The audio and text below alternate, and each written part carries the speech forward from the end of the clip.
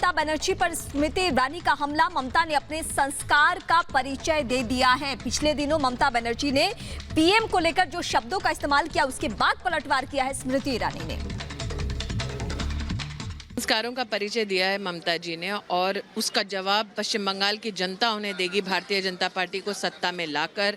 ये निंदनीय है और दुखद है कि देश के प्रधानमंत्री के खिलाफ एक प्रदेश की मुख्यमंत्री के मुख से इस प्रकार के कठोर और इस प्रकार के निंदनीय शब्द निकले। लेकिन ममता जी से हम लोग वैसे भी राजनीतिक संस्कारों की अपेक्षा नहीं करते।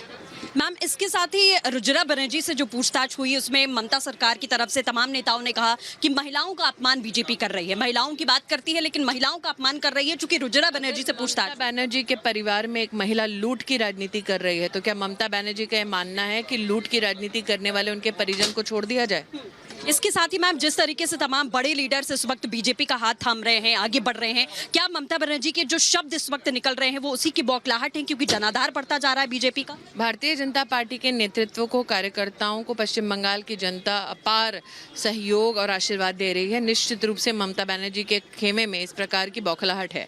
कल मैम जो कैंपेन की शुरुआत हुई है लोको चुनार बांग्ला, इसके साथ ही जेपी नड्डा ने कल ये भी कहा कि यहाँ के हर एक गांव में, हर एक गली में संस्कृति और संस्कार बसते हैं और यहाँ की जो लोकल कम्युनिटी है, जो लोकल प्रोडक्ट्स हैं, उसको हम ग्लोबलाइज करने की कोशिश करेंगे, जो इतने सालों में नहीं हुआ। तो क्या यहाँ की जनता इस बात की उम्मीद आपसे करेगी कि सरकार बनेगी तो वाकई में ये चीज़ें होंगी? बिल्कुल, जहाँ जहाँ भारतीय जनता पार्टी की सरकार है, इस प्रकार के प्रयोग हमने किए हैं बड़ी सफलतापूर्वक। उत्तर प्रदेश में ये प्रयास किया गया है, गुजरात में भी लोकल प्रोड्यूस को ग्लोबल बनाने में भारतीय जनता पार्टी ने प्रखर भूमिका निभाई है। और निश्चित रूप से जैसा हमारे राष्ट्रीय अध्यक्ष जी ने कहा है, पश्चिम बंगाल में भी जब सेवा का मौका पश्चिम बंगाल की जनता हमें देगी इस आने वाले चुनाव में, तब निश्चित रूप से हर एक जिले में इस प्रकार की व्यवस्थाएं, ताकि जनता की आमदनी की ये सारे जितने भी हमारे पास आयाम है वो सुदृढ़ हो सके। मैम, एक आखिरी सवाल, लगातार ममता बनर्जी प्रधानमंत्री मोदी को और बीजेपी को बाहरी अटैक देती हैं। क्या पेटेंट हो चुका है बंगाल पर ममता बनर्जी का और कोई गुजराती बंगाल पर राज नहीं कर सकता? ये सोच क्या है? क्या भारत से अलग करना चाहती है बंगाल?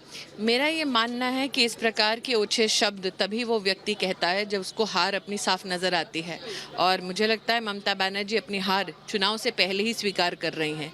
वरना कोई भी व्यक्ति जो संतुलित राजनीति करता है वो इस प्रकार के अपशब्दों का इस्तेमाल नहीं करता, वो इस प्रकार के बंटवारे की राजनीति नहीं करता। Thank you ma'am.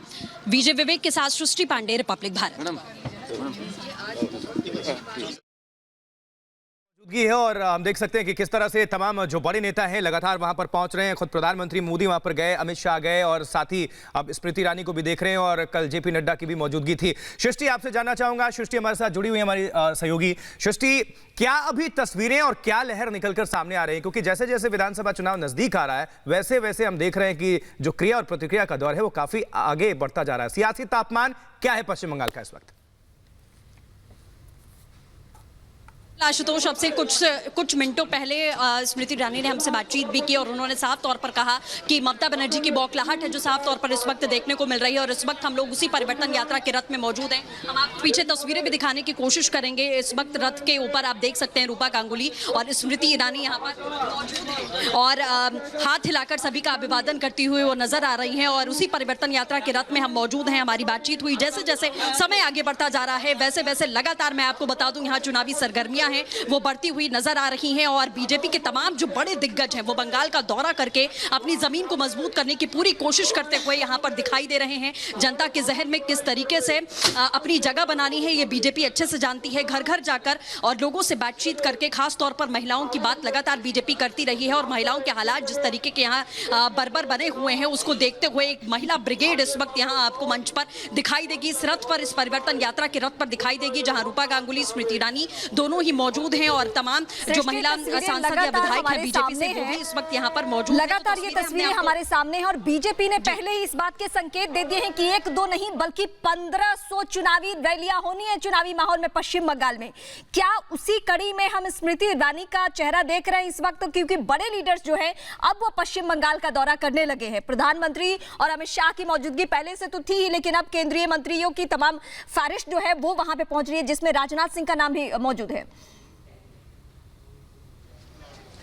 जी हाँ, बिल्कुल। राजनाथ सिंह का भी दौरा आज है यहाँ पर बलूर घाट में। राजनाथ सिंह का दौरा बलूर घाट में है। वो वहाँ पर पहुंचेंगे, वो वहाँ पर सभा को संबोधित करेंगे। और सुनारपुर में आपको मैं बता दूं, स्मृति ईरानी पहुंची हुई हैं। तो जैसा आप सभी जानते हैं, कल जेपी नड्डा ने लोको सुनार बांग्ला जो कैंपेन का लॉन्च किया है, उसका मकसद यही है कि जन जन तक, घर घर तक जाना और लोगों से समझना कि आखिरकार वो क्या चाहते हैं। इसी कड़ी में अब आप उम्मीद लगा लीजिए कि आगे भी इसी तरीके से बीजेपी के तमाम जो बड़े दिग्गज लीडर्स हैं, जिनका प्रभाव लोगों पर पड़ा है, वो लगातार यहां पर पहुंचते रहेंगे। खबर यह भी है कि उत्तर प्रदेश के सीएम योगी आदित्यनाथ भी यहां पर कुछ दिनों में पहुंच सकते हैं, सभा को संबोधित कर सकते हैं। तो इस तरीके की तमाम बातें लगातार निकलकर सामने आ रही हैं। अपनी मजबूती दर्ज बीजेपी करा रही है और लगातार बीजेपी का यही दावा है कि भ्रष्टाचार जो चरम पर पहुंचा रहा है ममता बनर्जी सरकार में, उसको खत्म किया जाएगा। महिला सम्मान की बात बीजेपी करती रही है और महिलाओं का अपमान लगातार इस सरकार में हुआ। तमाम ऐसे रेप केसेस हुए जिस पर ममता बनर्जी ने कभी भी सवाल नहीं उठाया, कभी भी उन महिलाओं को न्याय नहीं दिया है। तो ये बात लगातार बीजेपी रखती रही है और जनता से अपील करती रही है कि डबल इंजन की सरकार बनवाइए, ताकि जो केंद्रीय तमाम योजनाएं लोगों के लिए हैं, आयुष्मान भारत योजना की बात करें, किसान सम्मान निधि की बात करें, तमाम महिलाओं को लेकर जो योजनाएं बनाई गई हैं, वो सभी यहां पर प्रोवाइड कराकर इंप्लीमेंट कराई जाए। क्योंकि डिजास्टर में भी जो तमाम फंड यहां पर रिलीज किया जाता है, वो नहीं पहुंच पाता है आम जनता तक, आम लोगों तक उसकी सहूलियत नहीं पहुंच पाती है। इसीलिए डबल इंजन की सरकार बनना यहां पर बहुत जरूरी है। ये तमाम बातें, तमाम कोशिशें लगातार बीजेपी कर रही है कि लोगों के जहन में किस तरीके से। बिल्कुल शशि, आप नजर बनाकर रखें, आपका दोबारा हम रुख करेंगे और लगातार